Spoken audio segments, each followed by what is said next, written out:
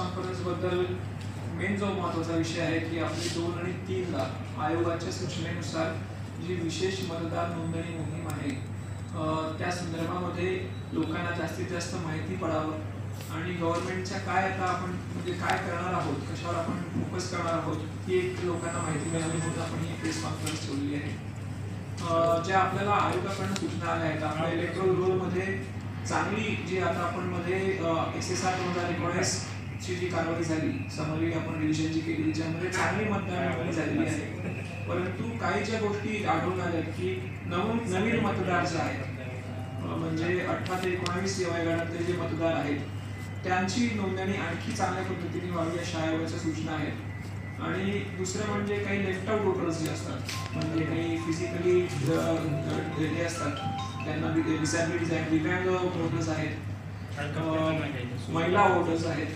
अशांना सुद्धा आपण ॲडिशनल एक संधी देण्यात आली की ज्यांचं अगोदर काही सुटलं असेल एनरोलमेंट तर आता एक 2 दिवसाची स्पेशल संधी मिळाली म्हणून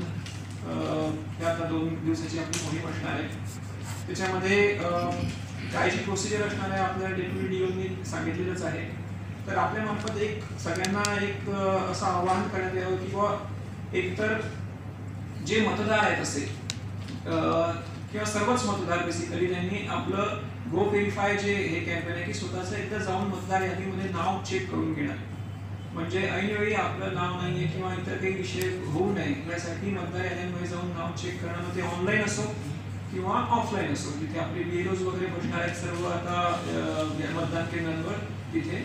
आणि ते करणं महत्त्वाचं आहे। आणि त्याचबरोबरीने जर आपलं नाव नसेल काही त्याच्यामध्ये अडचण असेल तर पुन्हा आपल्याला एकदा संधी आहे की आपण फॉर्म 6 भरून त्याचा आपलं नाव नोंदवून घ्यायचं आहे। त्याचा वेळेमध्ये निपटारा करण्याची सूचना आम्ही सर्वांना दिलेल्या आहेत। तर हेच आहे की सर्व लोकांनी आता आपली नावं व्हेरीफाय करून घ्यावी आणि जे काही फोकस वोटर्स आहेत त्यांच्यासाठी आम्ही स्पेशल एफर्ट्स तर घेणारच आहोत। त्यांना आपल्या मार्फत हे आवाहन करावं की महिला असतील PWD म्हणजे पर्सन्स विथ डिसॅबिलिटी असतील किंवा नवीन मतदार असतील यांनी मोठ्या प्रमाणात पुढे यावं आणि त्यांच्या नावांची जर ते राहिले असतील तर त्यांच्या नावांची नोंदणी करून घ्यावी।